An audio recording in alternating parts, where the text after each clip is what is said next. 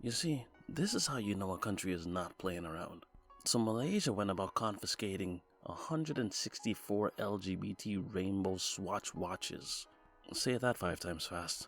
So immediately when you read a story like this, obviously you need a bit more detail as to understand, well, why did they confiscate that? Is it in their rules? Is it the country's rules? So here's what we're gonna do. We're gonna dig into this article just a bit, then I'm gonna come back and I'm gonna offer some commentary on it. Because not only was there a bit of confiscation, there also, unless I'm mistaken, and we'll get into this, there also seems to be a little bit of rebellion building. But before we get into it, if you enjoyed this video, don't forget to drop a like and consider subscribing. Swiss watchmaker Swatch said the Malaysian authorities seized 164 rainbow-colored watches worth a total of $14,000 from its Pride collection. LGBT people are discriminated against in Malaysia, where homosexuality is forbidden and sodomy can be punished with imprisonment and corporal punishment, although enforcement is rare as they claim. Now let me pause right there for a second and take it back to the first sentence. 164 swatches were confiscated. It doesn't really matter that it was rainbow colored, it means that it's probably just a special edition. And yes, the math does actually add up to about $14,000. On average, I believe these watches are around like maybe $130 per watch. If you've seen these watches, then you know that they are pretty creative with their designs. So in this instance, they did a special design for the LGBT. However, they're really trying to rock the boat by launching in Malaysia. So let's continue. 11 shopping malls with Swatch outlets around Malaysia, including in the capital Kuala Lumpur, were raided on the 13th to 14th of May. Nick Hayek, CEO of Swatch Group, said, "We strongly contest that our collection of watches using rainbow colors and having a message of peace and love could be harmful." We gotta pause there. This is where we get into the matter of perspective. On the one hand, I completely understand where the CEO is coming from, saying that we strongly contest that our collection of watches using rainbow colors and having a message of peace and love could be harmful. I completely understand what the CEO is saying. However, though, he has to take something into consideration. The area of the world where you're planning on launching this specific design of watches, where they know what that rainbow flag represents in today's modern world, is heavily religious. I'm talking religious in the form of 62% Islam, almost 10% Christian. Those two right there account for about 72% of the population that does not agree with the homosexual lifestyle. So when they see the rainbow, knowing the symbol does not mean what the Bible says it means, which, if I'm not mistaken, represents the covenant between man and God, that he would no longer destroy the earth or flood the earth in the way that he did before. They know that the rainbow represents homosexuality, which means that in their country, this company is also posting something that represents homosexuality, which they will not stand for. Hence, why they had these watches confiscated. So, to continue on, it says, "We wonder how the Home Ministry's enforcement unit will confiscate the many beautiful natural rainbows that are showing up 1,000 times a year in the sky of Malaysia." Sarah Koch said, and I'm not going to call it what it actually looks like in this article, marketing manager for Swatch Malaysia, said, "As per instruction from Switzerland HQ, we will still replenish the stock and display them on shelf." This is what I meant by rebellion, because Malaysia has clearly outlined that they do not wish to house these watches in their country. Swatch then turned around and said, "Forget that, we're still going to show them. We're going to put them on the shelf and we're going to put them in your face." Now, it could be possible that Malaysia's next move would then result in, "Since you will not abide by this, which is taking those watches down, we'll give you either one more chance or we'll just remove you entirely."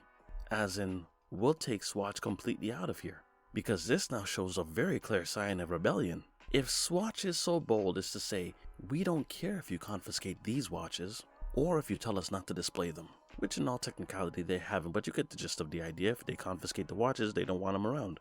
Swatch HQ has said from Switzerland, "We're going to put them in your face. We're here and they're here. Get used to it." So the obvious question is, how will the Malaysian government then respond? Will they keep consistent? Will they pull those watches down from the company itself? Or will they cave? So let's finish off this article. In a summons notice against Swatch outlet that has been seen by the AFP news agency, the law enforcement unit of Malaysia's Home Affairs Ministry said 22 Swatch watches with LGBT elements were confiscated. According to the notice, the seizure was based on the Printing Presses and Publications Act of 1984, which critics condemn as draconian. The law is often used to ensure content does not offend or undermine race relations. A ministry official who did not want to be named defended the seizure, saying that the watches bore the letters LGBT and had 6 colors instead of the 7 in a rainbow. For those of you that may not have ever noticed this, there is a distinction between the rainbow flag and the actual rainbow. The rainbow has 7 different colors in it, and the actual LGBT flag has 6. Here you go. I'll give you a second to actually notice which color is missing. So this is the LGBT flag, and this is the rainbow. Notice that with the flag you have purple, blue, green, yellow, orange, and red. But with the rainbow, you have purple, blue, light blue, green, yellow, orange, and red. Now some say that the reason that the light blue one is missing from the LGBT flag is because there is some religious connotation to that. I don't know how true that is, so I'm not going to stick to it. But just from a very quick search online, it actually did state that that particular color represented the angel Michael. Again, I can't prove that. I just found it kind of interesting to look up. Alright, so now that we're actually done with this article, here's a couple of things to take into consideration. You clearly have a little bit of a tug of war here.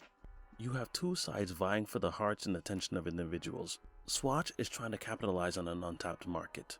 Do not get it twisted. Swatch, much like any other business, is in this for one particular reason: money. If they know that there's a market, even a small market, for this $130 watch, and it costs them pennies on the dollar, maybe a little bit more, just to put a couple of colors on top of that watch and then have someone buy it, they will do it. Because they know that the risk is worth the reward in this instance. So as much as Malaysia might actually claim that they have a disdain for people that live a particular lifestyle, it really comes down to this: who's willing to stick to their principles more? As it stands right now, 164 people that we know of bought this watch and had that watch confiscated. There might be more. They might or might not be LGBT, but we definitely know at the very least they are LGBT supporting. Now in Malaysia, the current population is about 34 million people. Now if 62% of those individuals all identify as Muslim, however they would identify what it means to actually be Muslim, some sway in their beliefs, you're looking at about anywhere in the range of maybe 15 million to about 20 million. Give or take the odd 1 or 2 person here or there. If Swatch is willing to make that comment that they are still going to display that rainbow colored watch on their shelves, then I'm going to go under the notion that says that they must at least know that change inevitably is coming. I mean, in this article by The Guardian, there was that statement which stood out to me, which said that homosexuality is forbidden and sodomy can be punished with imprisonment and corporal punishment, although enforcement is rare. I would think that at a particular time, enforcement for these kind of behaviors was not rare. It was probably pretty common. Corporal punishment probably would have come in the form of stoning.